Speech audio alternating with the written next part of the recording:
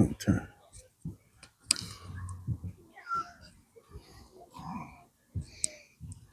So did you always have something in your brain about photography, or um like Oh, I got a camera, like one of them Polaroid cameras. When I want to say I was about, I want to say I was about 14. I want to say I might have been younger than that. I think junior high school. And my mom got me one of them Polaroid little click things. yeah, And I think we probably used that thing up in a week. all the But paper or whatever, yeah, all the but inserts. when you a kid, that stuff really don't matter. It's just some vultures. I ain't gonna be able to get it. But I like photography then. And then Like what clicked in your brain to make you say business with it? Or has it been passion enough that it was a well, no-brainer? Or the first thing was when I got my first award from here in Buffalo, uh, from helping some kids in Niagara Falls. When I got that award and I saw I helped those kids, that made me feel good. And the seeing that somebody had recognized my accomplishment made me feel good. So the awards was already cool. So, but I really think like, oh, I can make some money doing this is Ohio when the NAACP. oh, so long after you started. Yeah, like I saw it here because I made a few dollars. Like I had a couple Right. shoots, but I still just seen it as fun, and it's something that I was talented at. So I just saw it as that. But when I got to Ohio and I got with the NAACP, and that's when they started showing me that I can make money off of this. Right. That's when I got into it. That's when the money. But like even now, and a lot of people that I do business with let say it, money ain't even the top of the list when I talk to them. No. Like the first thing I say when I talk to people about doing photography for them is, I like what you got going on, and I want to see what I can do to help you get where you're going. Enhance. And we'll worry about the money when it's time to worry about the money. Some Right. people say that's a downfall, but to somebody who really just love doing what they're doing, that's all they ever want. I know you're gonna hate this move, but Oh God.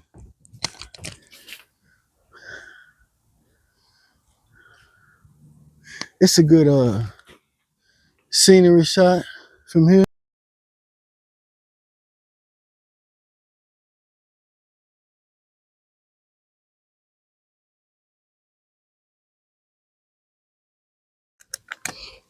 Photography ain't never really ever been about money to me. I give a shit about making money off photography. Only reason I want to make money off photography is so I can give my kids, my grandkids, and future generations of Perrys or whoever a chance to have the opportunity to do anything they want to do and not have to worry about, well, I got to do this because I got to make a dime, or I got to get out here and fight for my life, so I can't focus on the things that I want to do to make me happy. That's what my thing is. Like I feel like all the trouble I got into was my fault, but it was, I don't like where I'm at. Why do I have to do these things that inside of me I don't want to do? Now, I understand that that's something we have to do in life, but a lot of kids growing up in places that fucking kids shouldn't grow up in. It ain't the parents' fault. The parents do the best they can with what they got. So that's what I call neutral trauma. Like kids get traumatized and people want to say it's the parents' fault. Well, you didn't do this for your child, or you didn't do that, or you didn't spend enough time with it. Well, if a parent has to work to make sure that the child has food and clothes on his back, then can you fault the parent for trying to do everything they can to take care of the kid? Well, that leaves the kid out there in the community. Well, If the community is all the kid got and all that community got is drugs and stuff, then what you expect from that kid? But can you blame anybody? No, it's the world. Like, that's just the way the world is. So we got to understand them kids that's out there doing what they got to do to get to where they got to get to have to be able to, at some point, say, okay, I did that. I made it through that. Now, how do I make myself better? I ain't got to do that no more. Everybody's objective every day is to wake up and try to move forward in a position where they don't do things that they don't want to have to do. So if you got to get up and go to McDonald's every day and work fries every day, do it with a smile. Because every day you get it done is one less day you have to do it.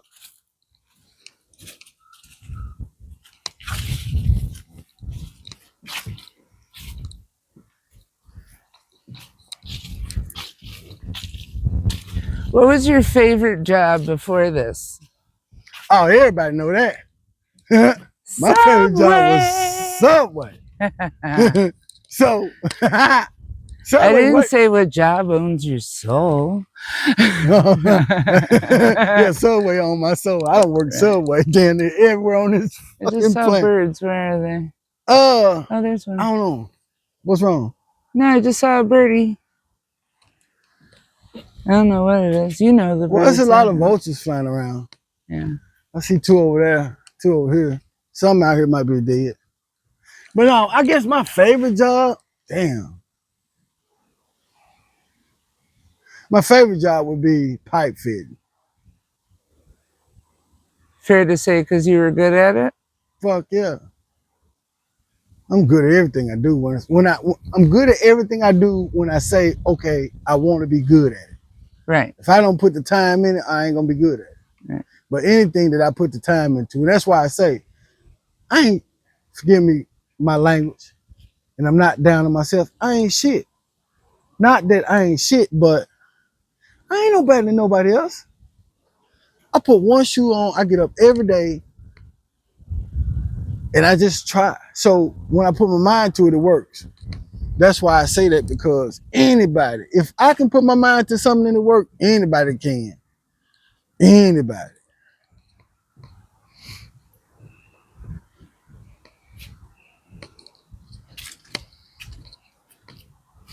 My favorite job would be pipe fitting. My favorite time on the job would be in Washington State. Oh yeah. My boy With your Andreas. buddy. My boy. Yeah, that would be my favorite time because we had a lot of fun. Yeah, you talk about your time together in that job a lot. Hey, because if it weren't for that It job, was fun. You make it sound fun. that Washington State trip was horrible. Well, I'm that talking about the job. and the people at that job, yeah.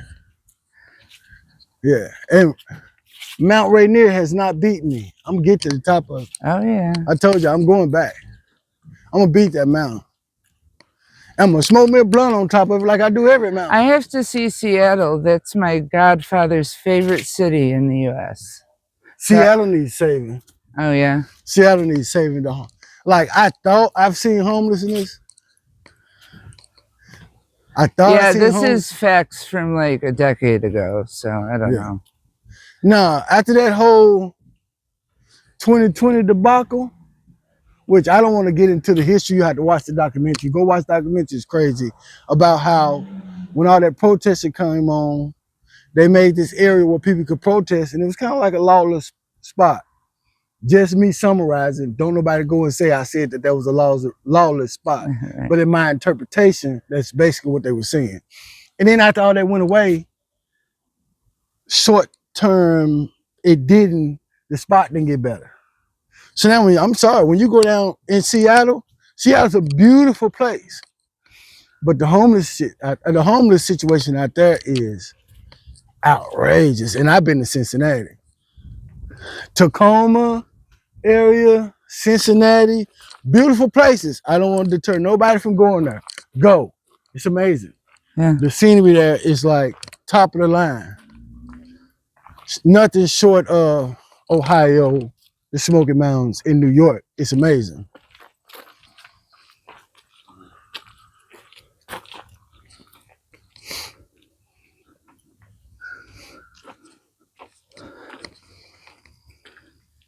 So you didn't take any education for photography?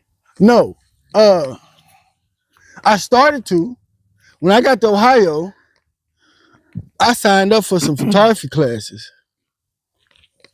And after about 2 weeks I'm sorry, I think I heard you wrong. What? in Ohio, You said what? I signed up for some photography classes. Yeah, I heard you wrong. What you thought I said? I signed up for hockey class. Yeah, hockey I class. was like, what the? I signed up for, I signed up for photography You know, classes. I'm deaf. And I took them for like 2 weeks. And I realized I'm better than this. I already know this. I learned this ain't something I gotta pay to learn. Right. Like all this stuff they telling me. And honestly, once you learn about lighting, your lens speed, When it's you- simple. Yeah, when you break down the functions. Once you learn how to make that picture clear, Yeah. and the right lighting, it's simple. The rest of it is time. The rest of it is learning what you like to do, how you like to do it.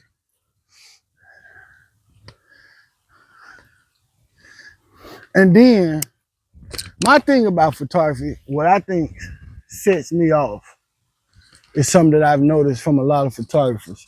And I'm sorry, it's my opinion. I just don't like it. So, hold on. Something just moved.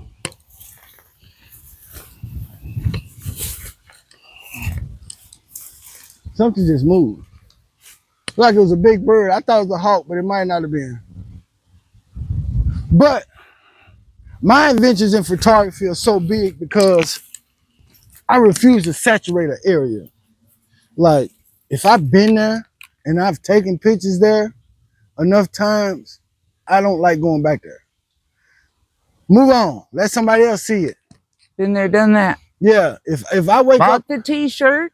I'm trying to look for my other. All right, door. Design the flag. Anyway, if I get up and I say I want to go somewhere, but I've seen people post from that space constantly, I won't go.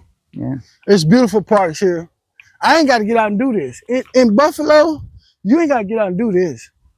There's 2 or 3 places you can go. You're going to see every animal Buffalo has to offer, short of bears, foxes. Oh, there was a fox out there. So, yeah.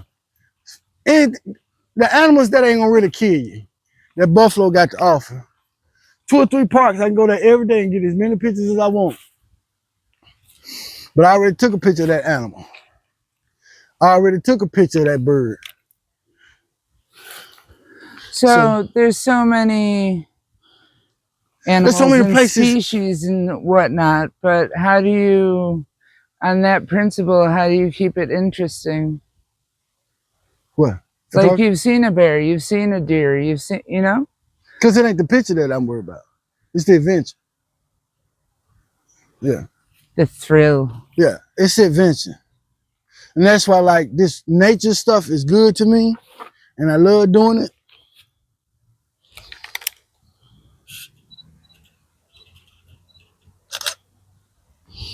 I love doing nature, but wildlife. Like I hadn't been to the Smoky Mountains and ran up on a bear in a couple of years. Right. I need that. Yeah. I hadn't been out where they seen the coyotes and stuff, or where the water moccasins, or like the owls and the wildlife here. Oh, it's amazing. But bear, and that's because Smoky Mountains are like my spot. And if you want bear, you can see bear in the Smoky Mountains. So the thrill of it, that's why Africa has to happen. Absolutely. Like I don't like zoos. I think zoos are really bad for nature, for wildlife. But on the good hand is somebody like me who needs the experience in shooting those animals. So when I do go to Africa, I know what I'm shooting and the reactions is good. But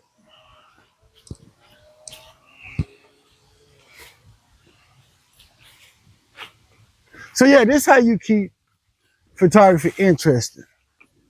You don't go to that place where you know that bird gonna be sitting there every day. Right. You don't go to that place where you know Seek that out. those amazing, you know what I'm saying? Like, I don't never want to down nobody else and what they doing, but my personal opinion, and you know what opinions are, you know what I'm saying? My personal opinion is I do not want to go somewhere where it's gonna be easy. Like, I was so excited about getting my first owl picture. I'm not gonna say where it was. I went out there, I got the picture of the owl. I finally got it. It was so amazing. It was so beautiful. It was the experience of a lifetime. Gorgeous animal. I went back out to that place probably for 2 or 3 more months. Never looked for that owl again. Never. I got that experience. Right. It happened. In that tree. It happened. Fine. Like, and that's why I've been so many places and done so many things, because it happened. Like, Right. don't beat it to death.